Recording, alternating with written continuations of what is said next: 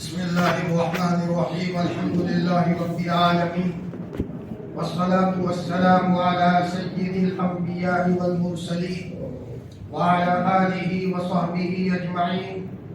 أما بعد، فأعوذ بالله من الشيطان الرجيم. بسم الله الرحمن الرحيم.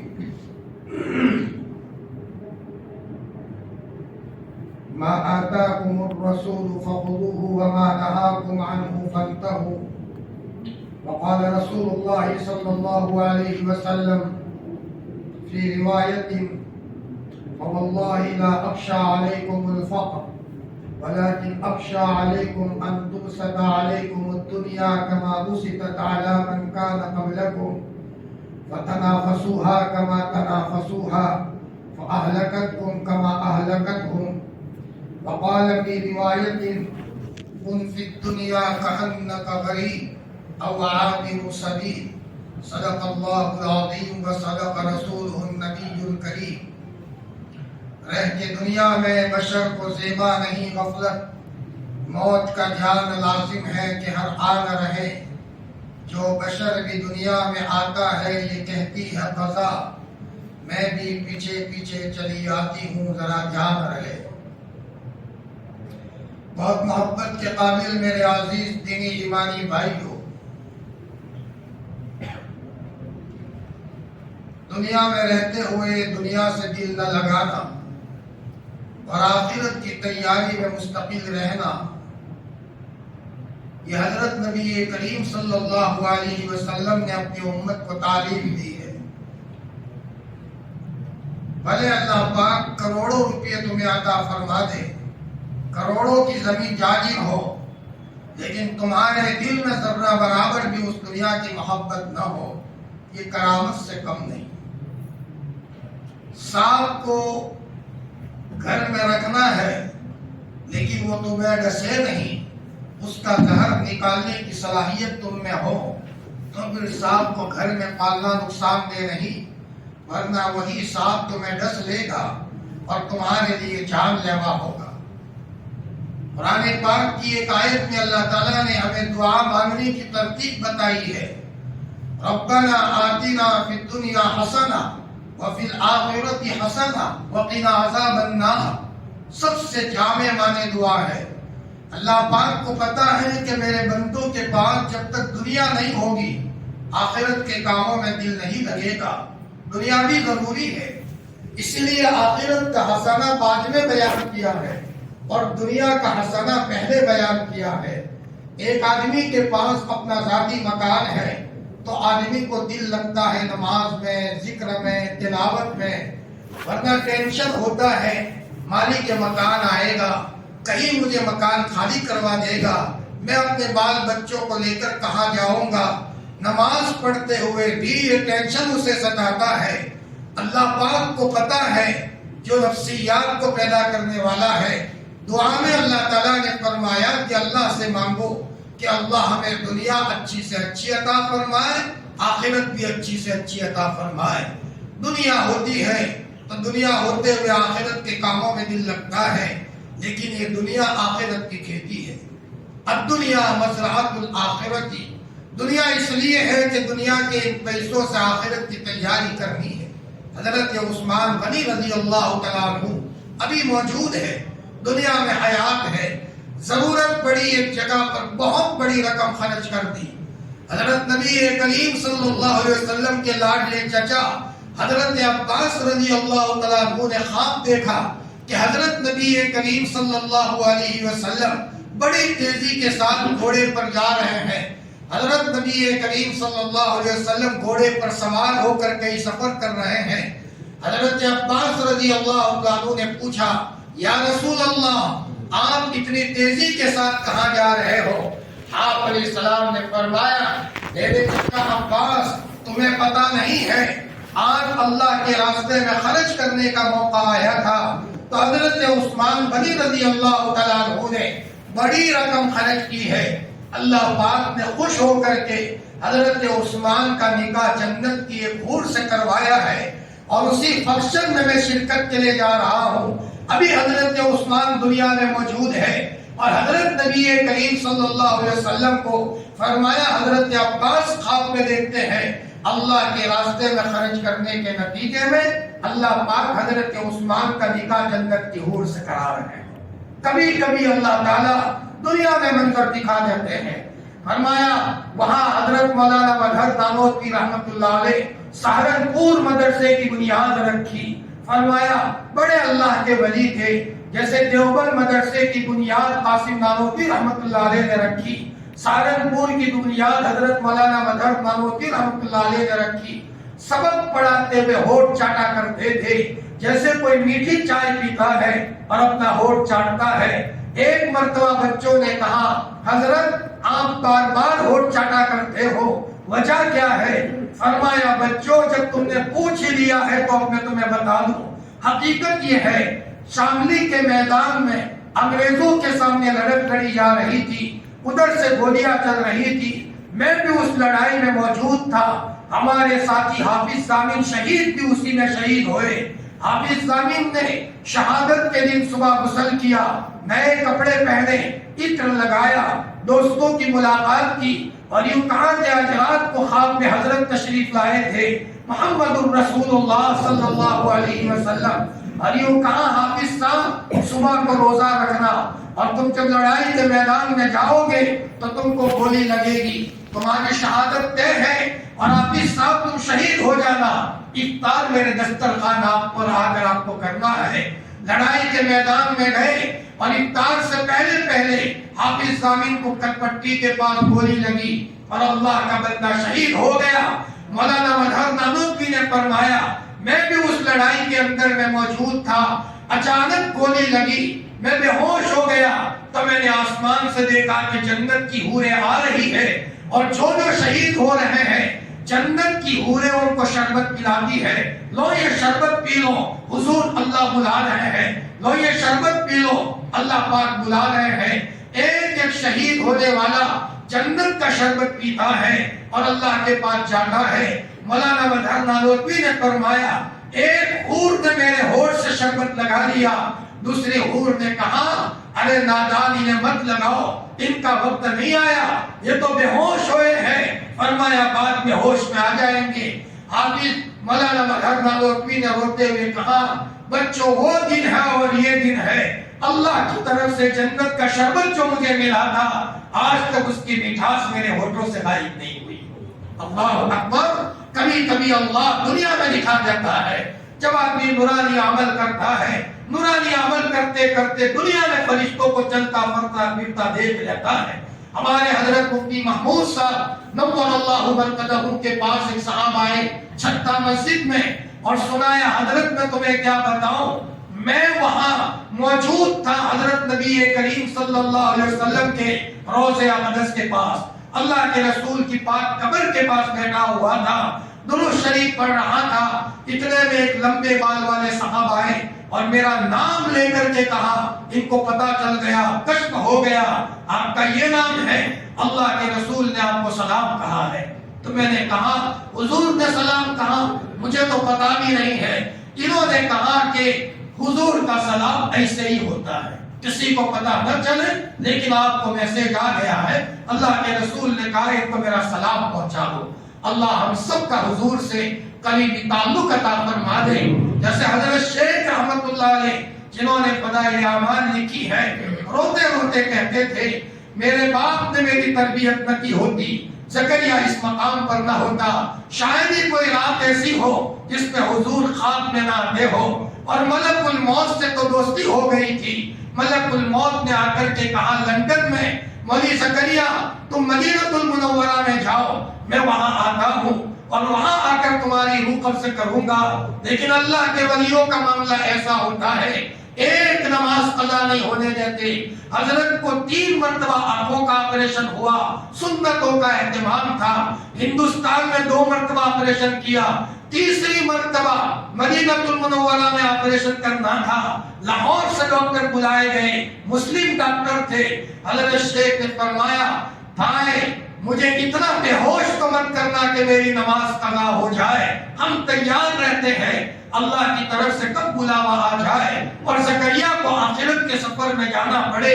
لیکن ڈاکٹر نے زیادہ بے ہوش کر دیا، عصر کی نماز چلی گئی، مغرب کی نماز چلی گئی۔ اس زمانے میں ایسا سسٹم نہیں تھا آنکھوں کے آپریشن کا۔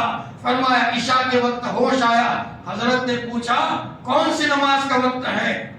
کسی نے کہا حضرت عشاء کی نماز کا وقت۔ میری 2 نمازیں چلی گئی، دھاڑے مار کر کے دواخانے میں مدینہ المنورہ میں حضرت شیخ رحمت اللہ علیہ نے رونا شروع کیا۔ حضرت کو روتا دیکھ کر خطاب بھی رونے لگے، ڈاکٹر بھی رونے لگے۔ حضرت شیخ نے فرمایا بھائی ہم تو تیار رہتے ہیں، کب بلاوا آ جائے اللہ کے دربار میں حاضری ہو۔ اگر ہم اسی حالت میں جائیں گے، نمازیں چھٹی ہوئی ہے، ہمارا اللہ ناراض ہو جائے گا۔ حضرت شیخ کو دیکھ کر سب رونے لگے۔ فرمایا یہ تیاری کا معاملہ تھا۔ خواب میں آ کر حضور نے بتایا مولی زکریا تمہاری وفات مدینے میں ہونی ہے، جنت البقیع میں تمہاری تدفین ہونی ہے۔ جب آدمی سنت کے مطابق زندگی گزارتا ہے، فرماتے تھے جب تک میری توجہ میرے دل پر نہیں تھی، زکریا چہرہ سنوارنے کے چکر میں تھا، کپڑوں کے ٹپ ٹاپ کے چکر میں تھا۔ جب سے زکریا کی توجہ دل پر چلی گئی ہے، بس یہی فکر رہتی ہے کہ میرا اللہ ناراض نہ ہو اور میرے دل میں اللہ کی محبت کی کمی نہ ہو۔ کبھی کبھی اللہ دنیا میں یہ منظر دکھا دیتا ہے۔ حضرت مفتی صاحب کو ان صاحب نے سنایا کہ انہوں نے کہا کہ حضور نے آپ کو سلام کہا ہے، حضور کا سلام ایسا ہی ہوتا ہے۔ میں نے کہا آپ کہاں کے؟ فرمایا میں حیدرآباد کا ہوں، ہندوستان میں حیدرآباد کا۔ میں جب ہندوستان آیا تو میں نے کہا کہ لاؤ یہاں آیا ہوں حیدرآباد میں ان صاحب کی ملاقات کر لوں جن کو اللہ کے رسول صلی اللہ علیہ وسلم نے سلام ان کے ذریعے سے بھیجوایا تھا۔ حیدرآباد گیا، میں نے کہا بھائی تاج الدین نام کا کوئی ہے؟ لوگوں نے کہا ہم تو نہیں جانتے۔ کسی نے کہا تاجو بابا کر کے ایک صاحب ہے، مجذوب قسم کے، سالوں سے جیل میں ہے۔ ہمارے دل میں آیا کہ آئے ہیں، کم از کم ملاقات کر لیں۔ جب جیل جانے لگے تو انہوں نے پہلے سے 2 لوگوں کی لائنیں لگا دی۔ ایک صاحب ملاقات کے لیے آ رہے ہیں، ان کو بلا کر ہمارے پاس حاضر کرو۔ جیل کے باہر لائن لگا لی۔ فرمایا جب لائن لگائی، ان کو پکڑ کر ان کے پاس لے جایا گیا۔ وہی آدمی تھا جن کے ذریعے سے حضور نے سلام بھیجوایا تھا۔ جب سنتوں کا آدمی اہتمام کرتا ہے، اللہ کی طرف سے سیدھے سادے لوگوں کو یہ چیزیں ملتی ہے۔ حضرت مولانا ابرار صاحب دھلیوی جو دھلیا کے تھے اور ترکیشور میں پڑھاتے تھے، افریقہ کے جنگلوں میں سفر کر رہے ہیں۔ اچانک کوئی لوگ وہاں راستے میں آ کر کھڑے ہو گئے۔ فرمایا تم میں کوئی ولی ابرار ہے؟ تم کیسے جانو ہم ولی اس میں ولی ابرار ہے؟ ابھی ہم سوئے تھے اور اللہ کے رسول نے خواب میں آ کر کے کہا سوئے ہو، ہمارے ولی ابرار یہاں سے گزریں گے، ان کو اپنے گھر لے جاؤ، خاطر مدارات کرو، ہماری سنتوں پر چلتے ہیں۔ حضرت شیخ رحمت اللہ علیہ جنہوں نے فضائل اعمال لکھی، اللہ کے رسول کے پاک روضے کے پاس بیٹھ کر درود پڑھ رہے تھے۔ پڑوس میں ایک عرب بیٹھا تھا، عرب کو نیند آئی، سامنے حضرت نبی کریم صلی اللہ علیہ وسلم تشریف لائے۔ آپ نے فرمایا تمہارے پڑوس میں ہمارے ولی زکریا بیٹھے ہیں، ہندوستان سے آئے ہیں، ہمارے سنتوں کے عاشق ہیں، ان کو ہمارا سلام کہہ دو اور کہو کہ تم میرے قدموں میں بیٹھے ہو اور قدموں میں بیٹھ کر ہم سے دور بھی نہیں جاتے۔ فرمایا یہ سنتوں پر چلنے کا نتیجہ ہوتا ہے۔ ابھی چند سالوں پہلے پڑوسی ملک کے حضرت مولانا ذوالفقار صاحب نقشبندی دامت برکاتہم رشیا میں جب مسلمانوں پر حالات آئے، لوگ مرتد ہو گئے، تو اللہ کے رسول خواب میں آئے اور کہا تم رشیا کا سفر کرو، حضرت مجھے کوئی پہچانتا نہیں ہے، جاؤ تو صحیح۔ جب وہاں تشریف لے گئے، مسجد کا تالا لگا ہے، خادم ساتھ میں ہے، مولانا نے آسمان کی طرف دیکھ کر کے کہا پیارے اللہ میں تو اپنے ملک میں سویا تھا، حضور نے خواب میں اشارہ کیا ہے ہم فقیروں کا ہاتھ پکڑ لیں۔ اتنے میں ایک جوان آتا ہے، مسجد کا تالا کھولتا ہے، مسجد کی صفائی کرتا ہے، جوانوں کو بلاتا ہے۔ ایک سفر میں 50,000 لوگوں نے آپ کے ہاتھ پر بیعت کی۔ یہ ہے اللہ کی ہدایت کا معاملہ، یہ کوئی اکبر اور بیربل کا واقعہ نہیں ہے، یہ حقیقت ہے۔ تنہائی میں بیٹھ کر اللہ اللہ کرو گے، اس کے نورانی اثرات بھی گھروں میں آئیں گے، اور تنہائی میں بیٹھ کر غلطیاں ہوگی، اس کا ریئیکشن بھی گھروں میں آئے گا۔ کوئی دودھ کا دودھ اور پانی کا پانی وہاں تو واضح ہو جاتا ہے۔ فرمایا وہ صاحب اندر گئے تو فرمایا آپ ہی ہو جن کی ملاقات حضرت نبی کریم صلی اللہ علیہ وسلم کے روضے کے پاس ہوئی تھی؟ فرمایا ہاں میں ہی ہوں۔ فرمایا لوگ تو کہتے ہیں کہ آپ سالوں سے جیل میں ہو۔ تاجو بابا نے آسمان کی طرف دیکھ کر کے کہا عقل کے اندھوں کو کیا پتا، جب ہمیں جانا ہوتا ہے ہم یہاں سے حرم چلے جاتے ہیں، حضور کے قبر پر حاضری دے دیتے ہیں۔ جامعہ ہدایت کر کے ایک مدرسہ ہے جے پور میں، مولانا ہدایت اللہ صاحب مجددی بہت بڑے اللہ کے ولی تھے، حضور کے روضے کے پاس بیٹھے ہیں، کھانا نہیں کھاتے تھے۔ خداموں نے کہا حضرت کھانا کھا لو، رونے لگے، ہچکیاں لے کر کے رونے لگے۔ میں کیا کھانا کھاؤں، میرا کھانا تو محمد الرسول اللہ صلی اللہ علیہ وسلم کی طرف سے روزے سے آتا ہے، روزے سے کھانا آتا ہے، میرے حضرت مجھے کھانا کھلاتے ہیں۔ فرمایا جب آدمی عشق میں بہت آگے نکل جاتا ہے، اللہ پاک کی طرف سے من و سلوہ کا نزول جیسے بنی اسرائیل کے لیے ہوا تھا، اس امت کے لیے غیر محسوس طریقے سے اللہ پاک اس کا انتظام فرماتا ہے۔ میرے بھائیوں، دنیا میں رہنا ہے لیکن دنیا کی آب و ہوا ایسی نہ لگے کہ اس میں رہتے ہوئے آخرت کے امور سے غفلت ہو جائے۔ ہمارے بعد اکابرین کتنے کروڑ پتی تھے، امام ابو حنیفہ رحمۃ اللہ علیہ کروڑوں کروڑ پتی اور عجب پتی تھے، ارب پتی تھے، کتنے لوگ ان کے پیچھے ہاتھ کام کرنے والے تھے، لیکن امام ابو حنیفہ کو کہو تقوی میں کوئی کمی آئی، نفل نماز میں کوئی کمی آئی، اللہ کی محبت میں کوئی کمی آئی؟ کوئی فرض تو فرض، نفل نماز کبھی ان کی نہیں چھوٹی ہے۔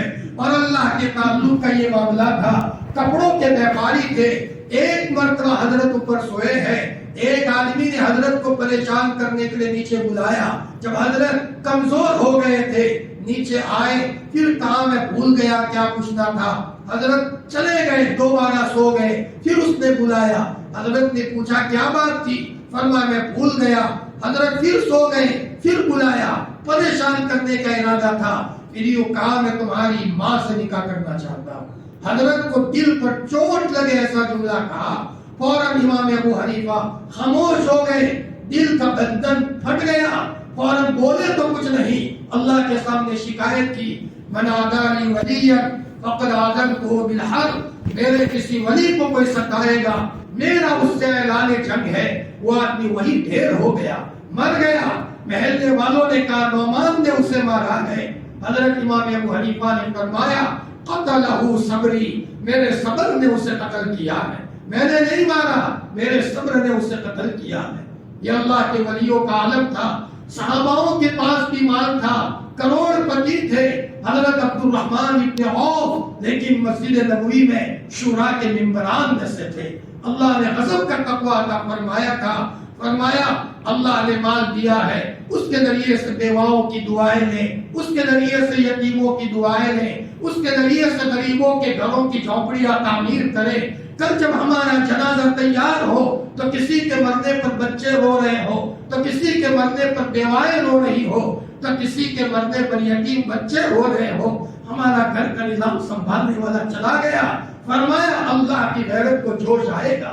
حضرت علی کے خاندان کے امام زین العابدین رحمت اللہ علیہ جب انتقال ہوا ہے، جب ان کو لٹایا ہے، نہلانے کے لیے کپڑا ہٹایا گیا تو کمر ایسی تھی جیسے پلیوں کی کمر ہوتی ہے اور پلی کی کمر ہوتی ہے۔ تب پتا چلا رات کے اندھیرے میں بوریاں اٹھا کر بیواؤں کے گھروں تک پہنچاتے تھے۔ میں جانوں اور میرا اللہ جانے حشر کے میدان میں یہ نیکی کام آئے گی۔ اللہ کو اپنے مخلوق کی خیر خواہی بہت پسند ہے۔ حضرت صدیق اکبر رضی اللہ تعالیٰ عنہ فرمایا ان کی جو پارلیمنٹ تھی، پارلیمنٹ کیا وہ تو جھونپڑی تھی، جب ضرورت پڑتی تھی مسلح اتار دیتے تھے اور سوکھی روٹی کے ٹکڑے نمک ملے ہوئے پانی میں ملا کر اللہ اللہ کرتے ہوئے کھا لیتے تھے اور ان کے دلوں میں اللہ کی محبت انگڑائی جاتی تھی۔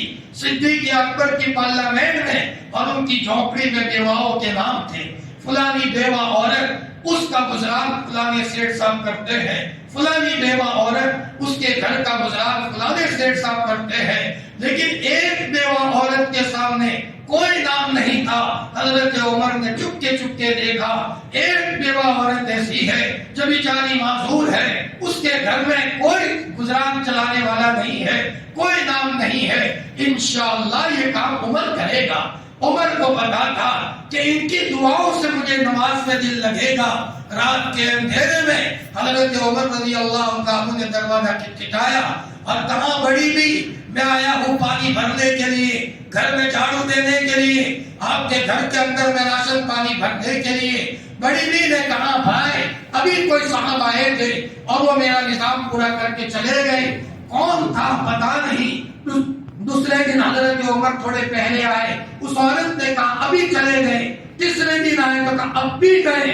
حضرت عمر نے دیکھا حضرت صدیق اکبر رضی اللہ تعالیٰ عنہ رات کے اندھیرے میں آ کر بیوہ کے گھر میں جھاڑو دیتے ہیں، مٹکے میں پانی بھر لیتے ہیں، راشن پانی بھر لیتے ہیں۔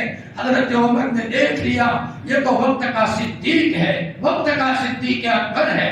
حضرت صدیق اکبر کو پتا تھا بیواؤں کے دلوں کی دعا ملے گی تو صدیق کسی مقام تک پہنچے گا۔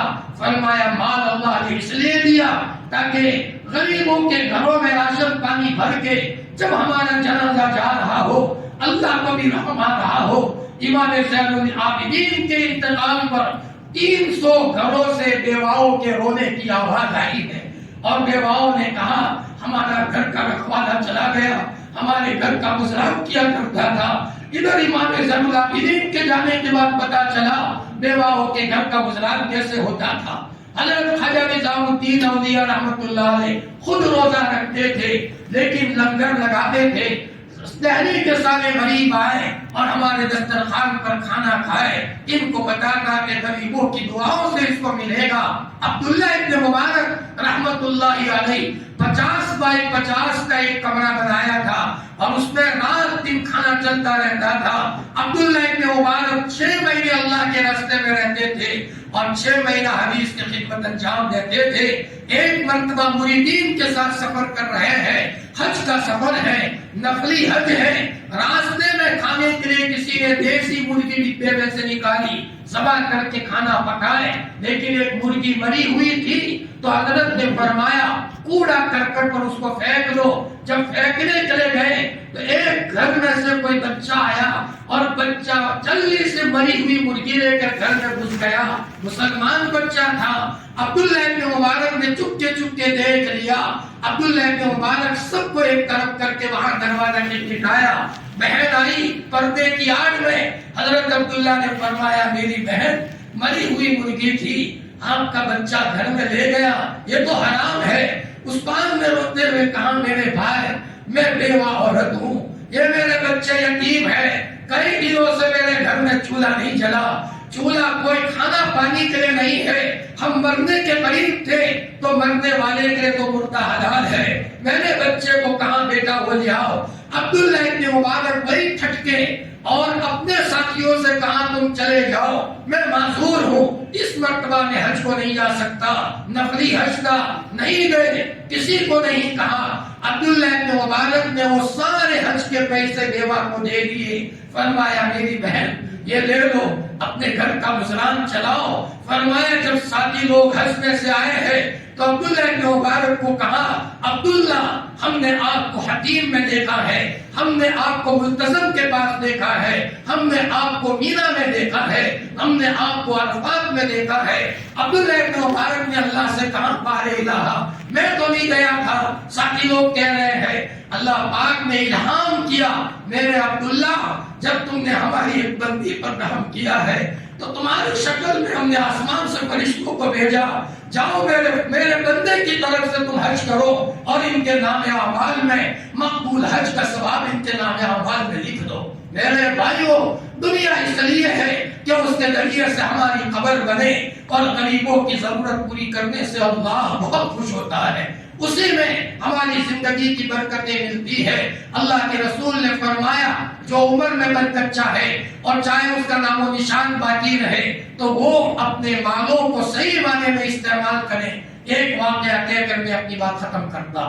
دور نبوی میں حضرت نبی کریم صلی اللہ حضرت عمر فاروق کے زمانے میں حضرت عمر رضی اللہ تعالیٰ عنہ نے ہمس اور ملک شام کا گورنر بنایا حضرت عمیر ابن سعید کو کہ جاؤ تم ملک شام کے گورنر بنو. چھوٹے موٹے کوئی آفیسر نہیں بنایا تھا، بہت بڑے ملک کا گورنر بنایا تھا. 1 سال ہو گیا لیکن انہوں نے کوئی خط نہیں لکھا اور حضرت عمیر ابن سعد کی طرف سے کوئی خط نہیں آیا. حضرت عمر کو شک ہوا، مانو نہ مانو دنیا کی ہریالی میں عمیر ابن سعید پھنس گئے ہیں، دنیا کی لالچ میں لگ گئے ہیں. حضرت عمر نے خط لکھا، عمیر جب میرا خط آپ کے پاس پہنچے فوراً مدینہ المنورہ حاضر ہو جانا. عمیر ابن سعید کے پاس خط گیا ہے. عمیر ابن سعید پیدل آئے ہیں ملک شام سے مدینہ المنورہ میں. جمعہ کا دن تھا، حضرت عمر خطبہ پڑھا رہے تھے. عمیر ابن سعید وہاں مسجد نبوی کے کھجور کے ستون سے ٹیک لگا کر بیٹھ گئے، تھکے ہارے تھے. جمعہ پڑھا کر کے حضرت عمر جب باہر آئے ہیں، حضرت عمر نے عمیر ابن سعید کی ملاقات کی، معانقہ کیا. حضرت عمر نے فرمایا، عمیر دنیا کی محبت میں بہت لگ گئے، 1 سال ہو گیا کوئی خط وغیرہ نہیں بھیجا. فرمایا، عمر لوگوں کے مسائل نے مجھے مشغول کر دیا تھا، کتنی دنیا جمع کی ہے بتاؤ. حضرت عمیر نے کہا، عمر کان پکڑ کے لاتا ہوں. ایک جھولا لائے تو جھولے میں لوٹا تھا، جھولے میں مسواک تھی، جھولے میں مسواک اور مسلح تھا چمڑے کا. فرمایا، عمر یہی میری کل کائنات ہے، یہی میری دنیا ہے. وزیر اعظم رہنے والا آدمی سیدھا سادہ لوٹا، مسواک اور ان کے پاس سے مسلح ملا. حضرت عمر نے کہا، واہ واہ، اب میں چاہتا ہوں کہ 1 سال کے لیے تم کو وزیر اعظم بنا دوں. حضرت عمیر ابن سعید نے کہا، اللہ کا واسطہ مجھے معاف کر دو. عمر تم نے میرے اوپر ظلم کیا ہے، میں وہاں کا وزیر اعظم بنا تھا، ایک ذمہ آدمی کو میں نے کوڑا مار دیا تھا، دل میں سے آواز آتی ہے میں نے ظلم کر دیا، کہ رب کائنات کو کیا جواب دوں گا. تم نے مجھے وہاں کا وزیر اعظم بنا کر ظلم کیا ہے، اللہ کا واسطہ مجھے معاف کرو. اور عمر مجھے اجازت دو، فیملی کی ملاقات کرنی ہے، مدینہ کے قریب میں میری فیملی ہے. 1 سال ہو گیا، میرے بال بچے انتظار کرتے ہوں گے. عمیر ابن سعید علیہ السلام کر کے سلام کر کے روانہ ہوئے. حضرت عمر کے دل میں آیا، مانو نہ مانو چپکے چپکے انہوں نے دنیا جمع کی ہوگی، اپنے گھر پر دنیا کا سامان بھیجا ہوگا. حضرت حارث کو بلایا، حارث آؤ، مہمان بن کر کے جاؤ اور چپ کے جاسوسی کرو. عمیر نے گھر میں کوئی شام سے سامان بھیجا ہے، یہ 1000 درہم یا دینار لے جاؤ. اگر گھر میں سامان جمع کیا ہے ملک شام کا، کان پکڑ کر کے عمیر کو مدینہ لاؤ، اور اگر گھر میں فاقہ ہو تو یہ میری طرف سے ان کو ہدیہ دے دینا. حضرت حارث گئے، فرمایا میں مہمان بننا چاہتا ہوں. بہت اچھا، رہو مہمان. 1 دن کھلایا، 2 دن کھلایا، 3 دن کھلایا. جاؤ کی روٹی تھی، ایک ہی جاؤ کی روٹی تھی. جب یہ گئے تو عمیر ابن سعید گودڑی سی رہے تھے. 3 دن کے بعد حضرت عمیر ابن سعید نے کہا، بھائی حارث اللہ کا واسطہ مجھے معاف کر دو، اب میں آپ کی مہمان نوازی نہیں کر سکتا. کیا بات ہے؟ فرمایا، بھائی حارث جب سے تم آئے ہو گھر میں ایک ہی جاؤ کی روٹی بنتی تھی، 1 ٹکڑا میں کھا لیتا تھا، 1 ٹکڑا میری بیوی کھا لیتی تھی، دوسرا ٹکڑا میرے بچے کھا لیتے تھے. جب سے تم آئے ہو میں نے بچوں کو کہا، بچوں اللہ کے مہمان ہیں، بیٹا روزہ رکھو، صبر کر لو. بچوں کو میں نے روزے کی تلقین کی، روزہ رکھنے لگے. میری بیوی بھی روزہ رکھ رہی ہے. 3 دن ہو گئے، میری بیوی نے کہا، بھائیوں میں عمیر اللہ کا واسطہ میری پیٹ جھک گئی ہے، اب بھوک برداشت نہیں ہوتی اور مہمان کو روانہ کر دو. بچے بھی رو رہے ہیں. حضرت حارث بھی رونے لگے. فوراً اپنے جیب میں سے 1000 دینار نکالے. فرمایا، عمیر یہ عمر نے ہدیہ بھیجا ہے. حضرت عمیر نے کہا، اللہ کا واسطہ مجھے ان پیسوں کی ضرورت نہیں ہے، جاؤ کی روٹی مجھے مبارک، اور تم پیسے دو گے تو میں کہاں رکھوں گا، میرے پاس پیسے رکھنے کا برتن نہیں ہے. پردے کی آڑ میں سے بیوی نے کہا، عمیر اللہ کا واسطہ پیسے لے لو، بچوں کے کپڑوں کی ضرورت ہے، راشن پانی کی ضرورت ہے. اور اپنا دامن پھاڑ کر کے بیوی نے ڈالا، اسی میں پیسے رکھ کر کے گھاٹ لگا دینا، اسی میں پیسے رکھ لیں گے.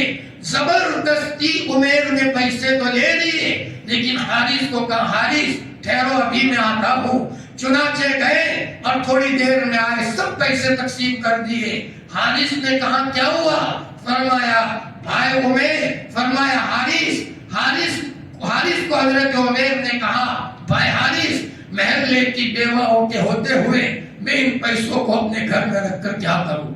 بہنیں میری بیوائیں ہیں، وہ زیادہ مستحق ہے۔ حضرت حارث کی چیخ نکل گئی۔ حضرت حارث نے آ کر عمر کو یہ خبر بھیجی ہے۔ چند دن ہوتے ہوتے عمیر کا انتقال ہوا۔ جنازہ جنت البقیع میں آیا ہے۔ جنت البقیع کے قریب مسجد نبوی میں حضرت عمر داڑھی مار کر رو رہے ہیں۔ کسی نے کہا عمر کیوں روتے ہو؟ حضرت عمر نے فرمایا عمیر ابن سعید کے مرنے پر روتا ہوں۔ میرے پاس ایسے دسیوں لوگ ہوتے، میں ان کو دنیا کے کونے کونے میں بھیجتا، اسلام کے احکام دنیا میں نافذ کرتے، میرا عمیر دنیا سے چلا گیا۔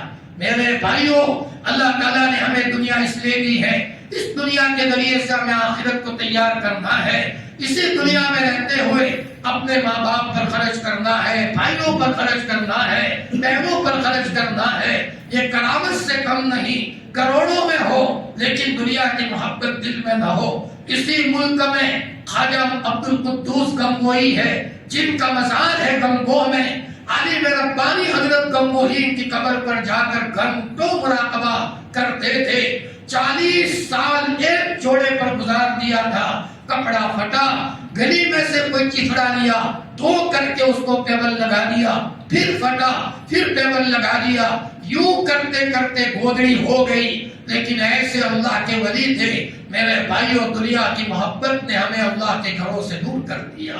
دنیا بری نہیں ہے، دنیا سے دل لگانا برا ہے۔ اللہ تعالیٰ سے اس کے مانگنے کی ضرورت ہے۔ اس لیے ہمارا نبی اپنی دعاؤں میں کہا کرتا تھا اللہم اجعل حبک حب الی من نفسی واہلی ومن الماء البارد۔ اے اللہ، تیری محبت میری ذات سے زیادہ، میرے گھر والوں سے زیادہ اور ٹھنڈے پانی سے زیادہ میرے دل کی گہرائیوں میں عطا فرما۔ اللہ پاک ہم سب کو اپنی محبت سے مالا مال فرمائے۔ دنیا میں رہتے ہوئے دنیا کی محبت کہیں ہم کو نقصان نہ دے۔ دنیا بھی ضروری ہے لیکن دنیا کی محبت سے نقصان ہوتا ہے۔ جو باتیں اللہ کے رسول نے فرمائی ہے اس پر اللہ تعالی ہم سب کو عمل کرنے کی توفیق عطا فرمائے، کیونکہ گھڑی کی سوئی آگے جا رہی ہے۔ اسی پر میں اپنی بات کو ختم کرتا ہوں۔ وآخر دعوانا ان الحمدللہ رب العالمین۔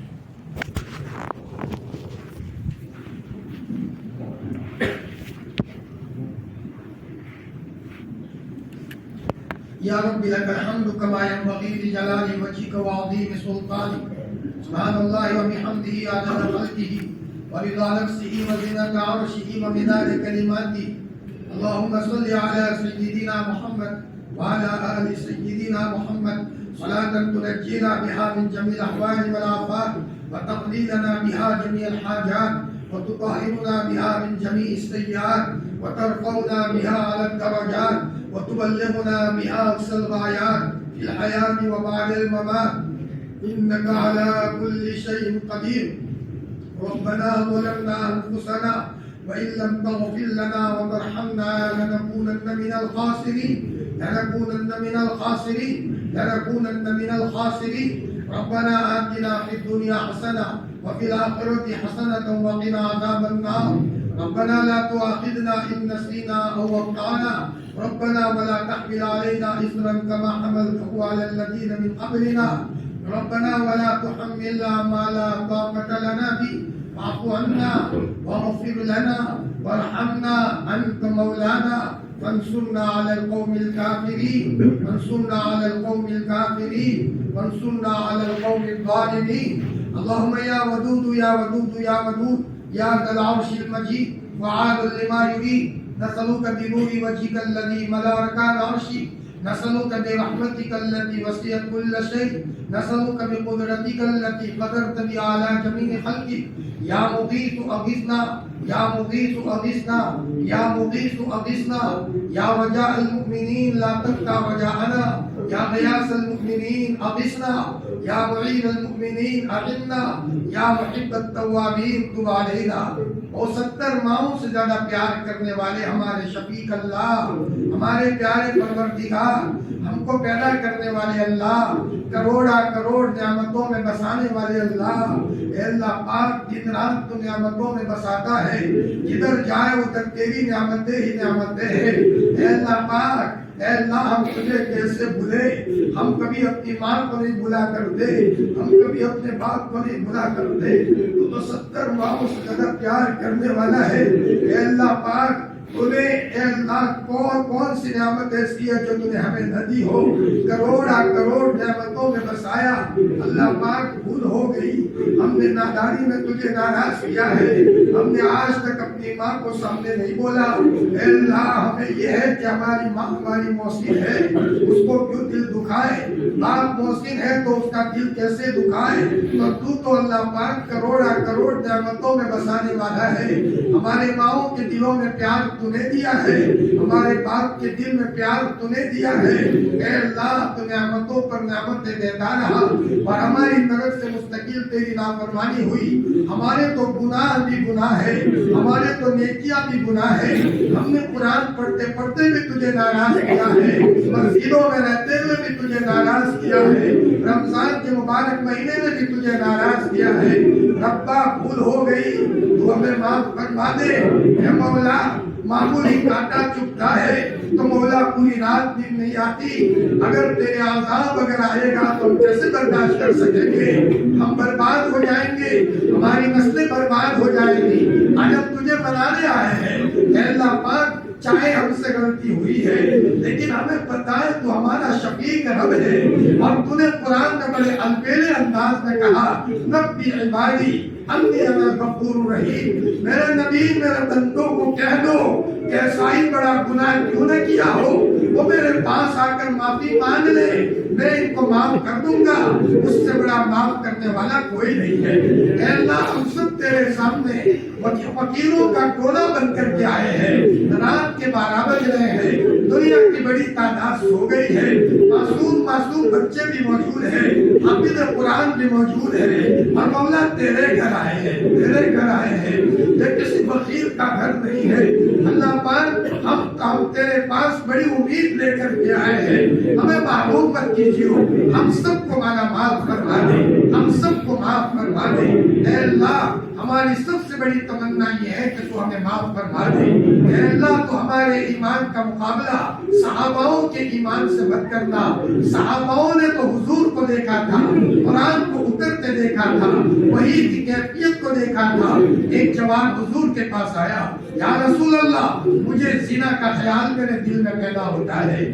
ہمارے نبی نے نبوت کا ہاتھ اس کے سینے پر پھیرا ہے، اس کے دل کے گندے خیالات پاکیزہ خیالات سے بدل گئے، ربا ہم جائیں تو کہاں جائیں، نہ نبی ہے نہ ابوبکر ہے نہ عمر ہے نہ عثمان ہے، ہم تو دجالی دور میں آئے ہیں، اے مولا اے اللہ جس دور سے حضور نے صحاباؤں کو ڈرایا تھا کہ دجال آئے گا، دجال کا فتنہ ایسا ہوگا، اللہ پاک ابو بکر بھی رونے لگے تھے، عمر بھی رونے لگے تھے، عثمان بھی رونے لگے تھے، حالانکہ ان کا ایمان تو بڑا تگڑا ایمان تھا، وہ تو دجال کا مقابلہ کر سکتے تھے، تب بھی رونے لگے تھے، اللہ پاک صحاباؤں نے دجال کا تذکرہ تو سنا تھا، دور تو نہیں دیکھا، دور تو ہم نے دیکھا ہے، جدھر دیکھے ادھر ننگی تصویریں ہیں، ایمان کو بچانا مشکل ہے، اے اللہ پاک بچوں کی تربیت کرتے کرتے ناکوں میں دم آ گیا ہے، اے اللہ پاک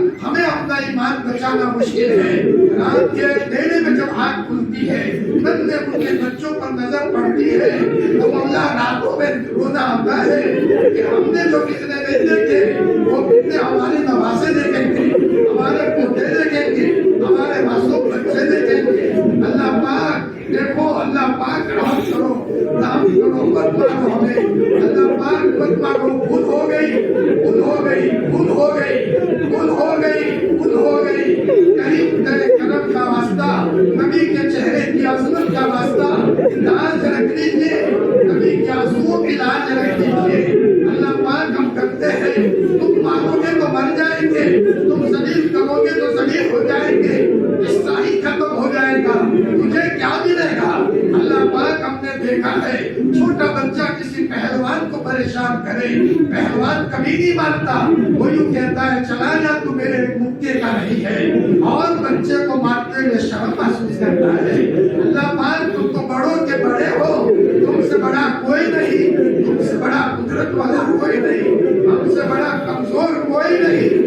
اللہ پاک بھول ہو گئی تو ہمیں معاف فرما دے. اے اللہ کلام پاک کی عظمت کا واسطہ, حضرت عمر کے زمانے میں بارش نہیں ہو رہی تھی تو حضرت عمر حضور کے چچا عباس کو لے کر جنگل گئے ہیں, اور آسمان کی طرف دیکھ کر کے کہا ربا نبی تو نہیں ہے, نبی کے چچا کو لے کر کے آیا ہوں. اللہ پاک تجھے غیرت آئی, اب تو نے آسمان سے بارش کا انتظام کیا, اب تو نہ نبی کے چچا ہے نہ نبی کی کوئی اولاد ہے. اللہ پاک اب تیرے گھر تیرے کلام کو لے کر کے آئے ہیں. کلام پاک کی عظمت کا واسطہ ہم سب کو معاف فرما, ہمارے ماں باپ کو معاف فرما, اساتذہ کو معاف فرما, تلامذہ کو معاف فرما, مشائخ کو معاف فرما, پوری امت مرحومہ کو معاف فرما. اے اللہ پاک تو بڑا قدردان ہے. حسن بصری کا زمانہ تھا, ایک عورت حسن بصری سے بیٹھ تھی, بڑی اللہ کی ولیہ تھی, لیکن اس کا یتیم بچہ اپنے باپ کی کمائی کو شراب میں ڈالتا رہا. شراب پیتے پیتے بچے کا مرنے کا وقت قریب آیا. حسن بصری بھی ناراض ہے. حسن بصری نے اس عورت کو کہا بچہ مر جائے مجھے جنازے کے لیے مت بلانا, تیرا بچہ شرابی تھا, انتقال کا وقت قریب آیا. ماں نے کہا بیٹا میرے حضرت بھی تجھ سے ناراض ہے, شراب پیتے پیتے تو دنیا سے جا رہا ہے. اس بچے نے اپنی ماں کو پھر کہا میری ماں جب میرا انتقال ہو جائے تمہارے دو پٹے کو میرے گلے میں ڈال کر گلیوں میں گھسیٹنا, اور یوں کہنا کہ یہ ماں کے نافرمانوں کا انجام ہے, تاکہ دوسروں کو تو عبرت ہو جائے. فرمایا اور مرنے سے پہلے آسمان کی طرف دیکھ کر کہا ربا میں نے تجھے ناراض کیا ہے, ہم نے بائیکاٹ کیا, تو بائیکاٹ مت کرنا, تیرا رب ہے. میری بھول ہو گئی, جب بچے کا انتقال ہو گیا پورے گاؤں نے بائیکاٹ کیا تھا. ماں نے نہلا کر کفن پہنا کر دروازہ بند کر کے ماں رو رہی ہے میرا بچہ کیسی حالت میں گیا. اتنے میں کسی نے دروازہ کھٹکھٹایا, عورت نے دروازہ کھولا, حسن بصری موجود ہے. عورت نے کہا حضرت آپ کیسے آئے؟ حسن بصری نے کہا میں سویا تھا, اللہ پاک بھاگ گیا ہے. حسن سوئے ہو, میرے بڑی کا انتقال ہو گیا, اس کے جنازے کی نماز پڑھا. اے اللہ وہ تہجد پڑھتے پڑھتے تو نہیں آیا تھا, صلاۃ پڑھتے پڑھتے تو نہیں آیا تھا. اے اللہ تو بڑا قدردان ہے, ہم سب کو معاف کرنا ہے. کاشنا کی کہا ہے سب کو معاف کرنا, سارے مرحومین کی قبروں کو جنت کا باغ بنا لے. نیکی کا کلے کا کتنا ہوگا, ہمیں کامل نماز دے دے, کامل ذکر دے دے, کامل تقویٰ دے دے, کامل اخلاص دے دے, اور اس سے پہلے تیرا خصوصی تعلق عطا فرما دے. اے اللہ حضرت نبی کریم صلی اللہ علیہ وسلم نے امت کے خاطر جتنی دعائیں کی وہ سب ہمیں عطا فرما. جن دلوں سے آپ نے پناہ مانگی ہے ہمیں اور پوری امت کو پناہ نصیب فرما. اللہ پاک جا رہے ہیں پھر دوبارہ آئیں گے, کیوں نہ آئے, ہم سے بڑا فقیر کوئی نہیں, تجھ سے بڑا غنی داتا کوئی نہیں. ہماری ہر ضرورت کو عافیت سے پورا فرما. الہی جینا کٹائی بھی فلا تردنا خائبین, الہی مقصود ماتوئی و رضائے تو محبت و معرفت خود بھی دے. سبحان ربک رب العزت عما یصفون وسلام علی المرسلین والحمد للہ رب العالمین.